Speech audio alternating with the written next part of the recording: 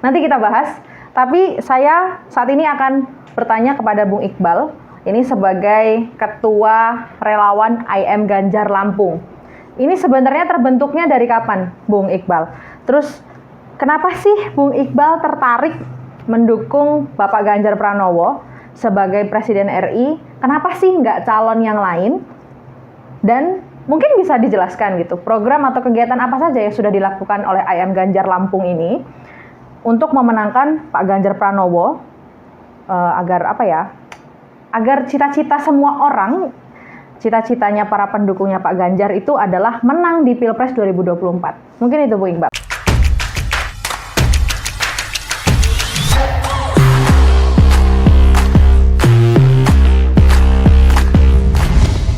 Oke. Berat benar pertanyaan. Ya. Gua aja pasti baca dulu itu, Bang. Asli gua. Terima kasih sebelumnya. Ya. Disebutin aja langsung. Kita menerangkan sedikit tentang sejarah kenapa saya terlibat di Ganjar, kemenangan Ganjar, relawan IM Ganjar. Sebelumnya saya nggak ada kepikiran mau berada menjadi sebuah relawan mendukung salah satu capres karena saya sendiri tidak terlibat dalam dunia politik. Iya, betul. Tapi ada sebuah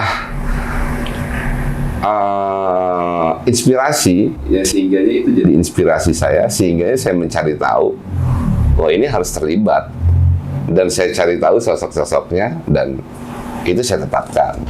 Jadi ada kemarin beberapa waktu yang lalu, kebetulan Ketum KNPI saya Haris Pratama mendeklarasikan KNPI itu mensupport dan mendukung memenangkan Ganjar Pranowo. Oke.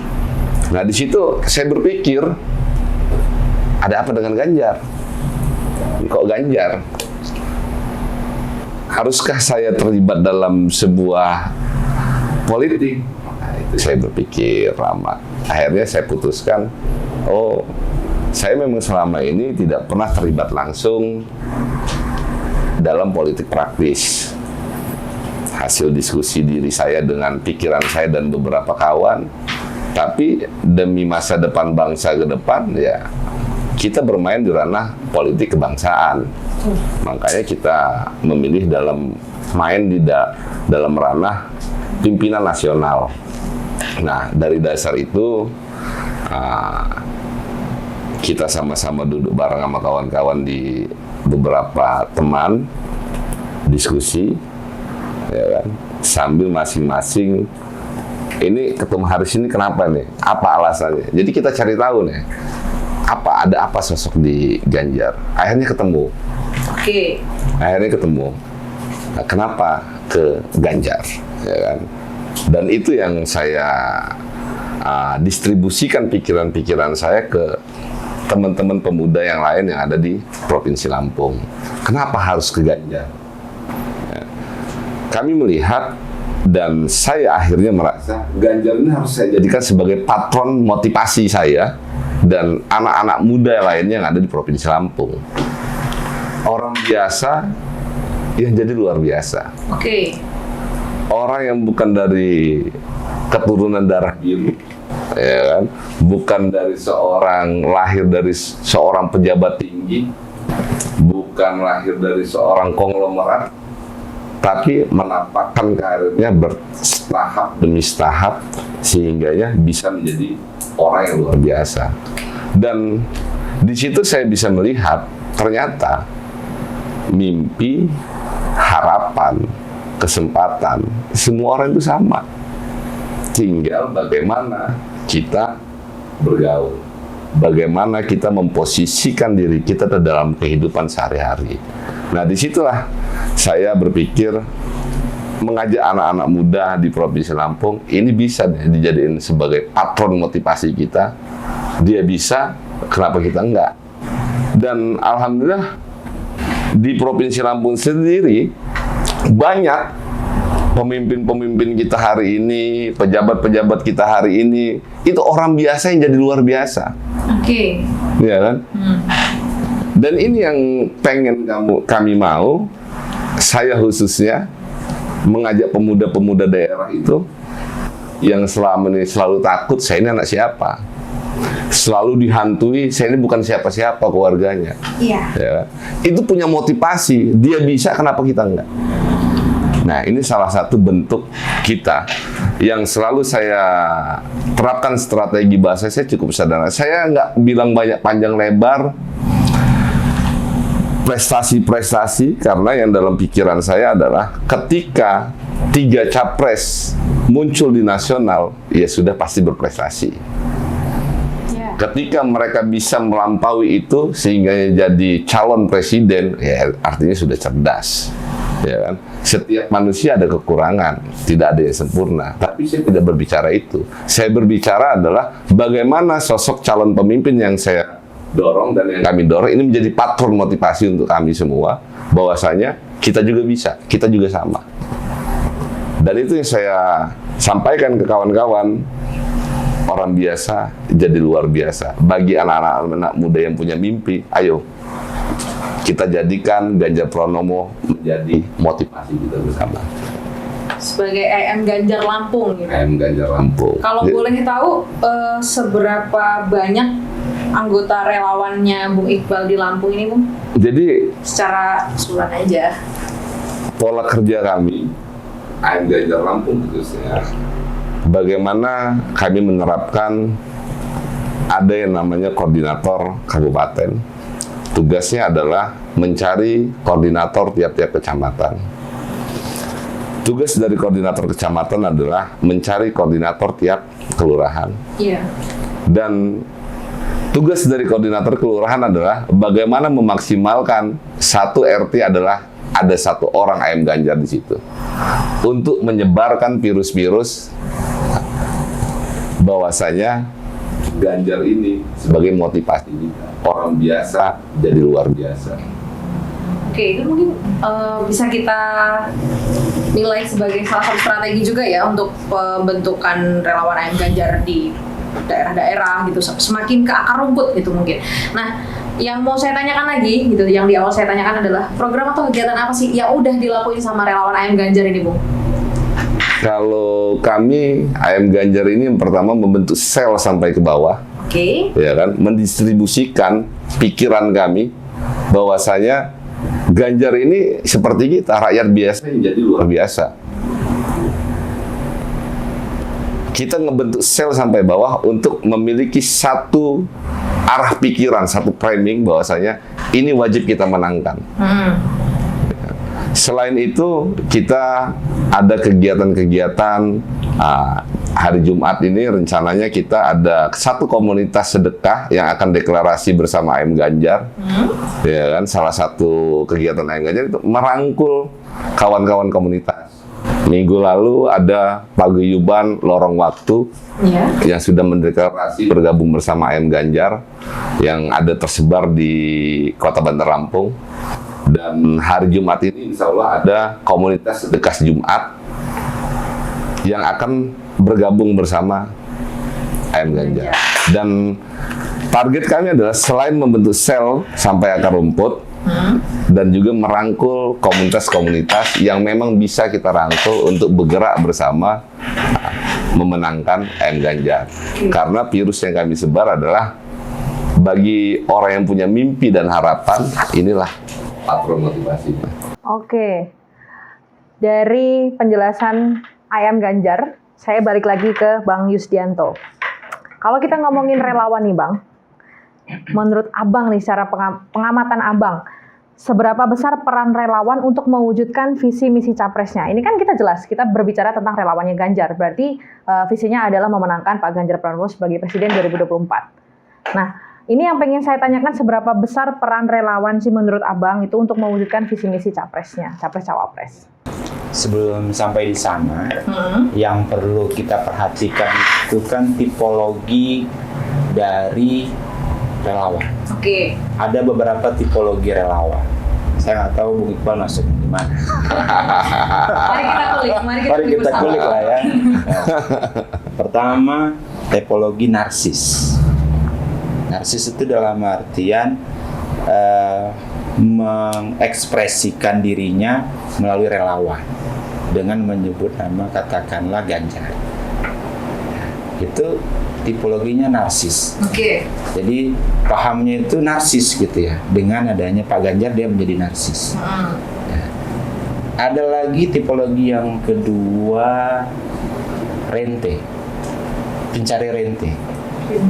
Maksudnya begini, melalui tipologi relawan ya, relawan rente ini kan dia membuat event dengan mengatasnamakan relawan, kemudian dia memburu rente. Nah, itu kan namanya tipologi, boleh dong kita buat tipologi, masa nggak boleh? Masa saya ngomong begitu langsung dibatasi? Inilah kadang-kadang kan. Ya kan? Bebas. Yang ketiga, tipologinya adalah relawan fans club. Ya. Dia kemudian membentuk kelompok jadi sebuah fans club. Fans clubnya apa? Ganjar. Dia menjadi fansnya Ganjar, gitu. Artinya mengekspresikan keberadaan relawan sebagai fansnya Ganjar, kan bisa. Nah, lalu kemudian ini ada Bung Iqbal. Kira-kira dari 3 tipologi itu masuk yang di mana? Ya. Nah, kan gitu. Ini contoh, kan nggak harus dijawab juga. Nah, lalu kemudian, apalagi pertanyaannya tadi? Seberapa besar peran relawan? Nah, kalau bicara mengenai seberapa besar peran relawan, kan begini loh. Kita bicara bahwa tadi saya sudah katakan bahwa yang disebut dengan partai politik itu sebagai kekuatan dalam pilar demokrasi. Nah, lalu kemudian relawan sebagai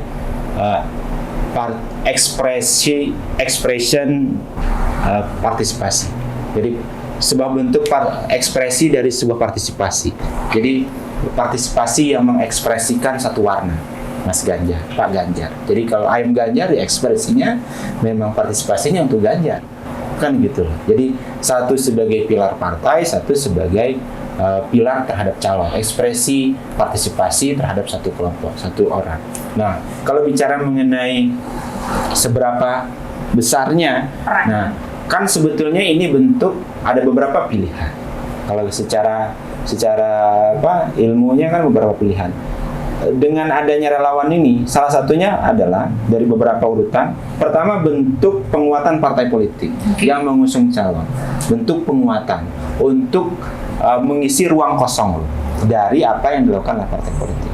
Kemudian yang kedua, untuk mensupport dan memenangkan. Kalau bicara M. Ganjar, kan perannya adalah untuk membumikan, untuk mengkampanyekan, untuk mensosialisasikan, untuk terus-menerus membunyikan Ganjar kepada seluruh masyarakat.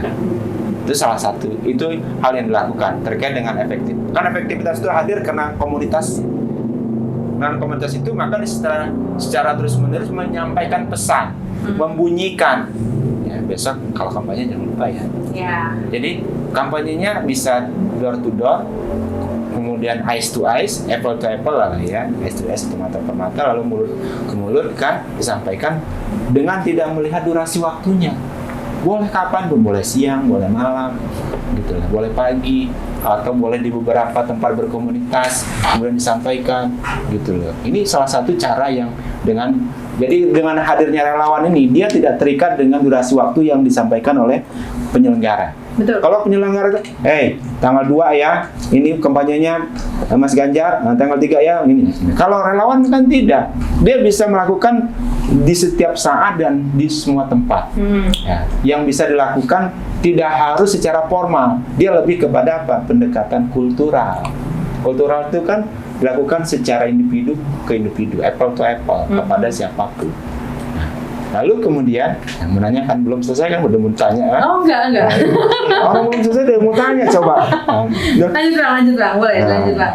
Lalu kemudian yang berikutnya melalui kehadiran relawan ini model yang dilakukan. Lalu kemudian sebagai bentuk yang paling penting otokritik terkait dengan peran partai politik yang dianggap masih sebatas elit atau formalis.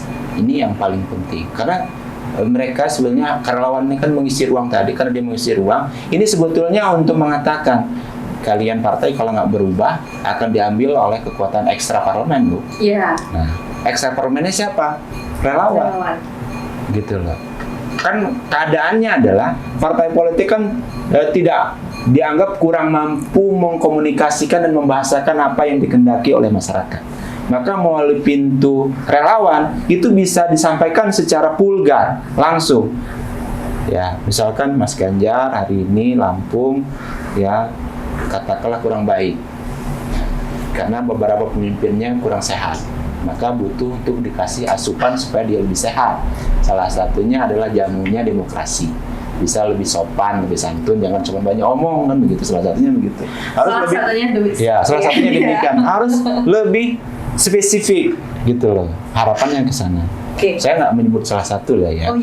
Saya hanya mengatakan bahwa katakanlah di daerah dibutuhkan semacam gerakan yang konkret terhadap apa yang dibutuhkan rakyat. Misalkan Lampung, misalkan menolak hegemoni korporat terhadap tanah di Lampung. Ini kan penting nih, menolak hegemoni korporat di Lampung. Karena dengan adanya korporat dia menghegemoni politik. Ini nggak sehat untuk demokrasi. Siapa yang bicara itu? Nggak mungkin pemimpin, ya relawan. Jadi artinya gini, kader relawan itu harusnya mencari asupan terkait dengan isu krusial yang ada di masyarakat. Salah satunya ada apa? Bagi tanah untuk rakyat. Mampu nggak bilang begitu? Kalau kita bicara mengenai pemikiran Soekarno, mampu nggak tanah yang dikuasai korporasi dibagikan untuk rakyat yang dikuasai bertahun-tahun? Gitu. Satu isu yang kita mapping di daerah terkait dengan kepentingan hidup masyarakat masa depan. Lalu kemudian yang kedua misalkan bagaimana memperbaiki lingkungan hidup kita. Lihat di beberapa kabupaten kita cross check kota dan kabupaten berapa banyak space lingkungan hidup. Saya kira di kota-kota sudah kurang dari 30% space lingkungan hidup. Sementara kita butuh udara bersih, udara sehat. Coba kita cek sekarang, ada tidak di Lampung yang mendeteksi urusan asap? Jangan-jangan untuk korporasi sedang bakar-bakaran, kita biarkan saja.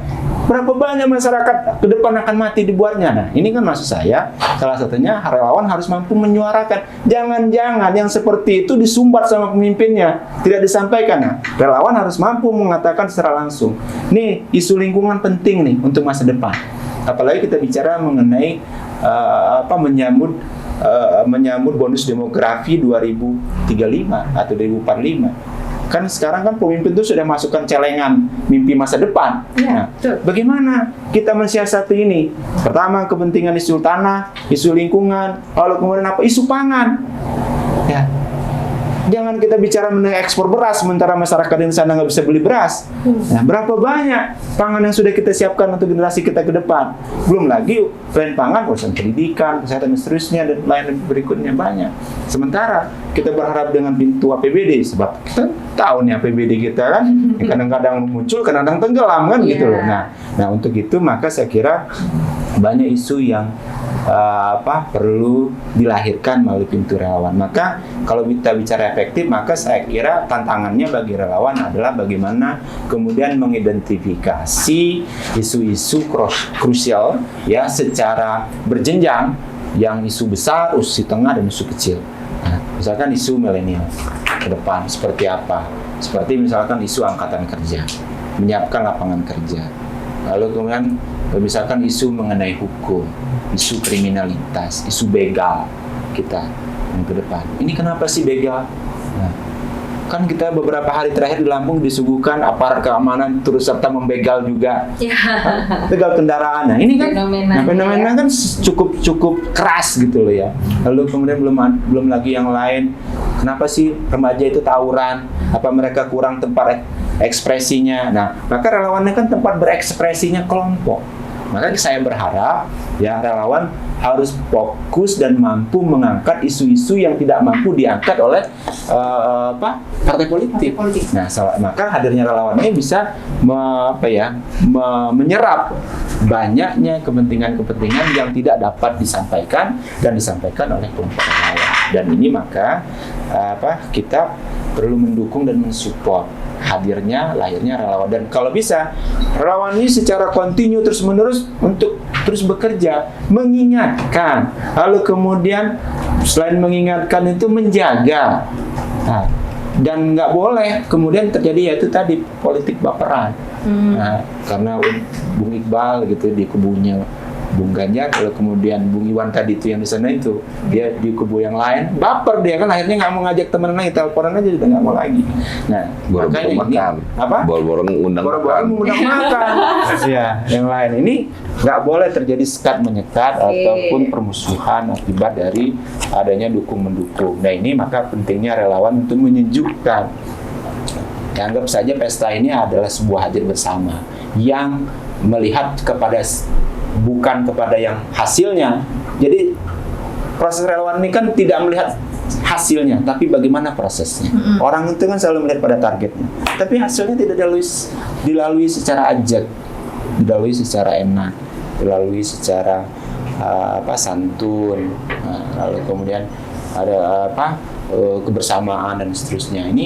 Ini yang pesan-pesan yang seperti itu. Nah, kembali kepada tadi itu saya berharap misalkan dengan Bung Iqbal dan relawannya itu mampu tuh menyerap apa saja yang dibutuhkan masyarakat. Salah satu isu tadi, isu tanah, isu lingkungan, isu pangan. Harapan-harapannya ya untuk para relawan ya. Iya, yang tidak disampaikan pemimpinnya. Pemimpin itu kadang-kadang ketika dibicara itu mulutnya bisu. Ya, ada loh pemimpin tuh ingat ya kalau kita bicara mengenai sama rakyat kuat ya. Kalau bicara langsung bisu mulutnya. Ada yang stempel, ada yang strapless ya mulutnya kan. Matanya gitu tuh. Ya. Kayak amnesia gitu bicaranya kan dia gagap dia langsung kan. Nah, ini ada maka dengan pintu relawan kita berharap itu langsung disampaikan sehingga isu-isu lokal itu menjadi isu yang diakumulatifkan lalu kemudian dijawantakan. Maka tarikannya adalah bagaimana mensinkronkan antara isu nasional dengan isu daerah. Ini yang saya kira penting juga melalui pintu relawan. Banyak isu-isu nasional yang dikemas oleh partai politik itu yang tidak mampu memapping terkait dengan kepentingan daerah. Maka relawan itu harus memapping kepentingan daerah untuk dimasukkan menjadi salah satu gagasan nasional. Ini relawan tuh perlu hadir di sana. Nah, semangatnya itu. Jadi tadi sebenarnya untuk harapan itu pengen saya tanya ini terakhir Bang. Harapannya Bang Yustianto untuk relawan nanti masih banyak belum selesai. Belum selesai. Masih ada. Oke. Masih ada. Kita lanjutkan. Mungkin saya ini akan bertanya tentang posisi Bang. Posisi dan juga tadi kita ada serius nih kalian. kita berbicara tentang posisi karena tadi kita juga sempat menyinggung tentang posisi dan juga door prize. Sebenarnya kalau kita jadi relawan, peran relawan ini apakah harus masuk ke dalam kabinet atau tidak? Dan bagaimana pendapat Abang terhadap salah satu relawan Jokowi nih? Saya kasih case yang ketika Jokowi menjadi presiden itu masuk ke dalam kabinet menteri. Nah, itu tadi yang saya bilang, kita mapping di mitologi relawan. Mapping dari kelompok relawan. Kan ada yang relawan yang cuma narsis, tapi dia bukan bagian dari rente. Ada yang fans club, tapi bukan dari bagian rente juga. Tapi memang ada yang fokus rente, bukan cuma pencari door prize dan pencari bonus, tapi pencari jabatan juga. Nah, gitu loh. Nah, saya kira kelompok-kelompok relawan seperti itu kan memang sudah ada tujuannya, sudah ada niatnya dari awal. Nah, itu yang menurut saya perlu juga tiupkan juga, perlu disampaikan. Yang namanya relawan itu kan katanya rela dan uang. Iya. Iya, dia harus rela dan kan gitu kan, relawan, rela berkorban, rela memberi. Jangan cuma bicara minta, ngasih dong.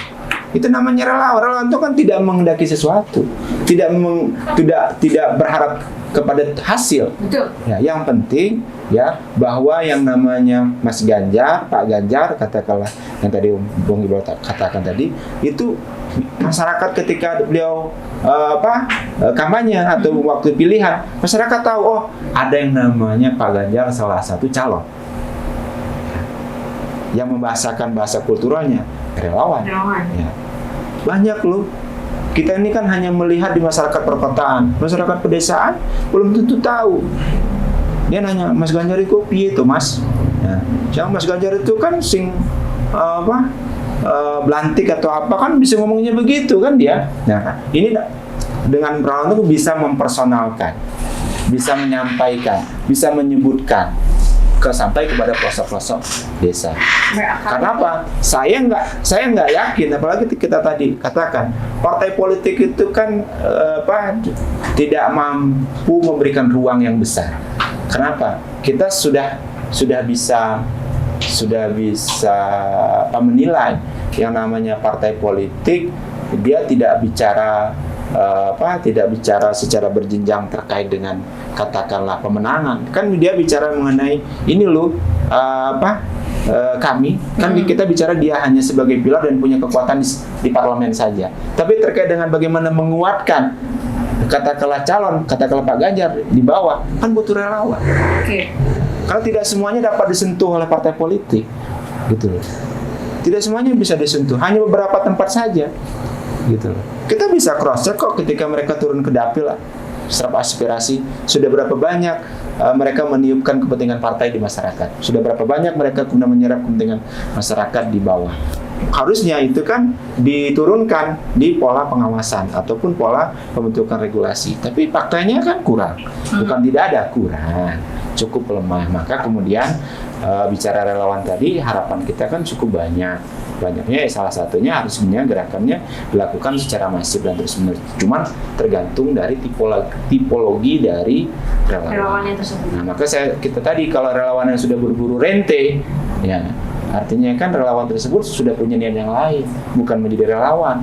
Buat saja partai politik sekalian, ngapain jadi menjadi relawan kan? Gitu. Buka kios buka warung kalau bisa kan. Oke, Bang Yusdianto.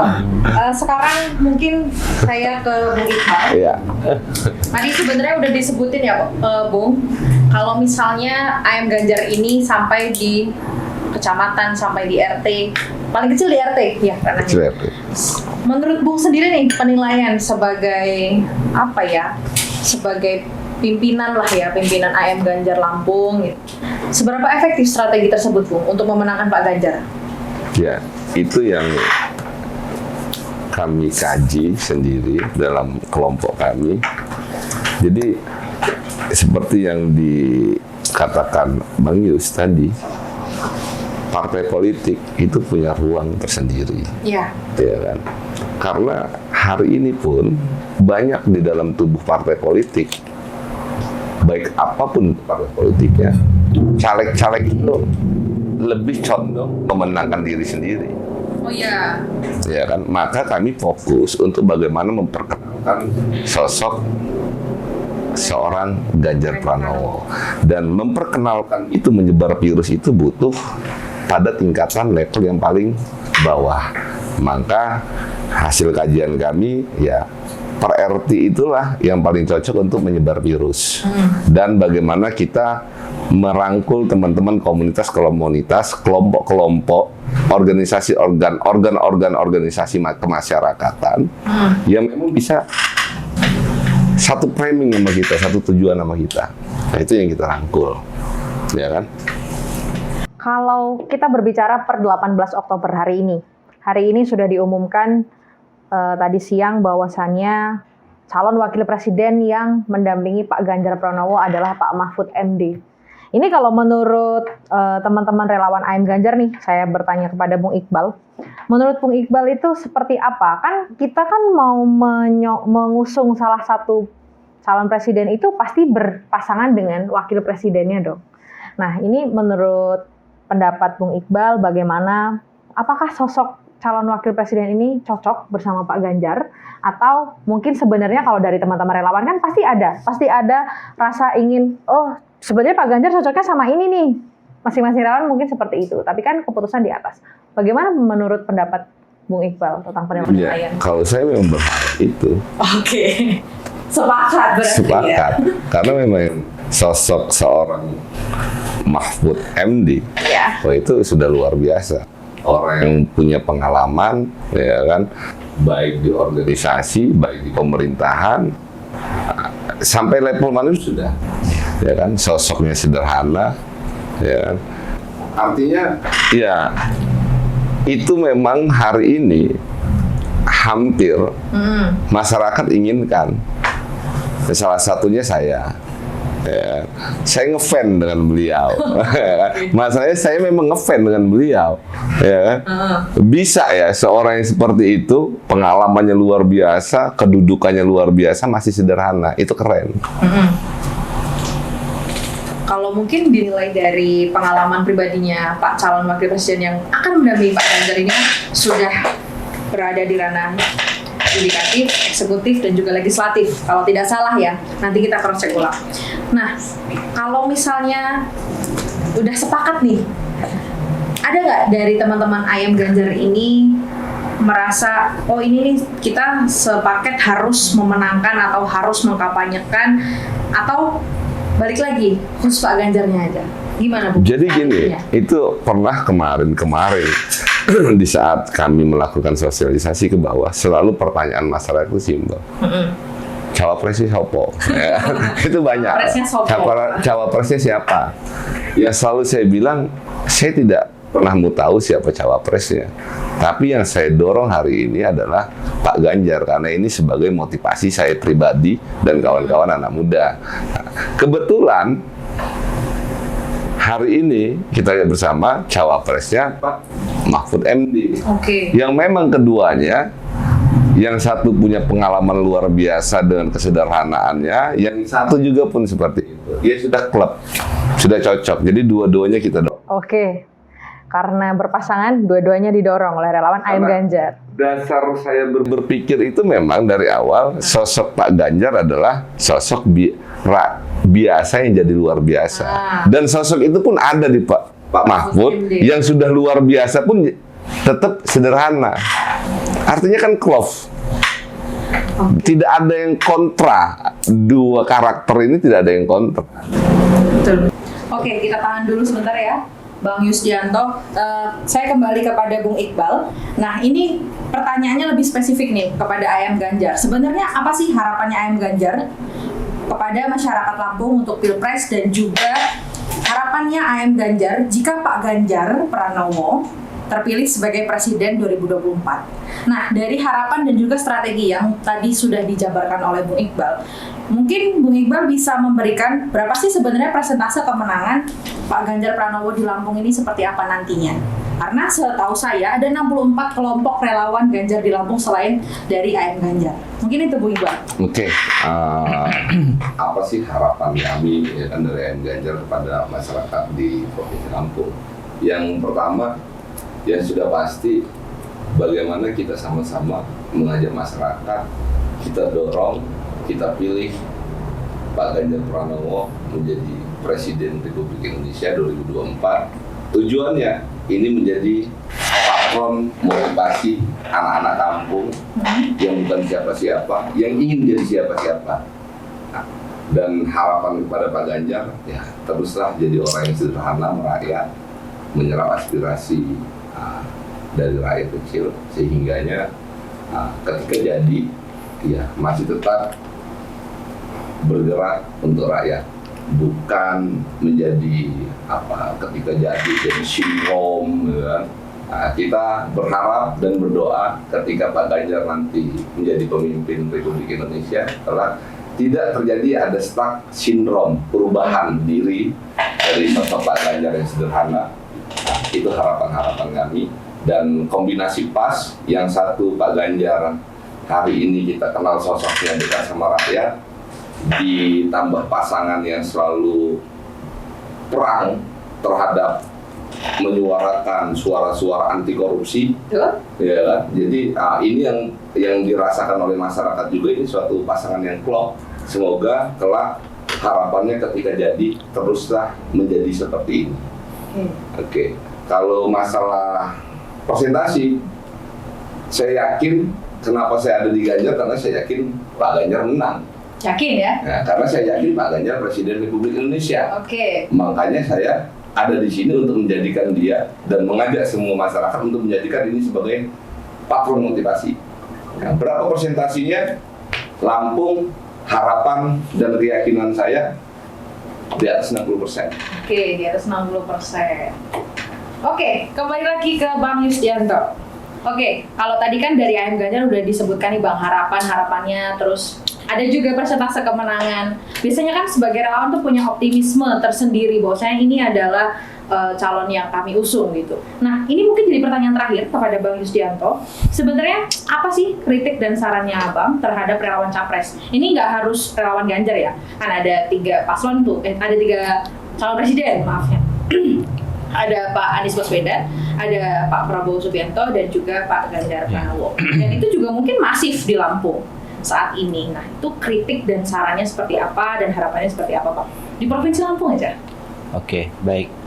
Saya kira kalau terkait dengan kritik dan harapan, yang pertama tentu belum kritik ya. Kita kan banyak berharap kepada relawan terkait dengan kinerja dari relawan. Jadi saya sih mengistilahkan harapannya dengan hadirnya relawan ini terkait dengan calon yang sedang digadang. Misalkan hari ini Bung Iqbal dengan Pak Ganjarnya, jadi harus total all out mengkampanyekan, kemudian mensosialisasikan. Karena kan keberadaannya relawan ini kan dia harus menjadi mediator antara elit dengan masyarakat. Kemudian dia juga sekaligus menjadi katalisatornya terkait dengan isu-isu yang disampaikan. Jadi merumuskan apa saja yang menjadi kepentingan masyarakat ke depan. Nah, kemudian investasi yang dilakukan relawan, saya kira sedekah, infak dan seterusnya juga harus dilakukan secara terus-menerus. Jangan sampai hanya dilakukan ruang terang tapi ruang gelap tidak, kan gitu. Nah, maka saya kira juga harus secara kontinu terus-menerus dilakukan untuk relawan supaya hal-hal yang baik, hal-hal yang produktif itu bisa diperbuat. Jadi artinya kehadiran relawan bagi pemilu ke depan menjadi poin yang paling penting untuk pesta demokrasi. Semakin masifnya relawan bekerja, maka semakin banyak kepentingan masyarakat yang bisa diserap, bisa disampaikan, lalu kemudian bisa diwujudkan ke depan.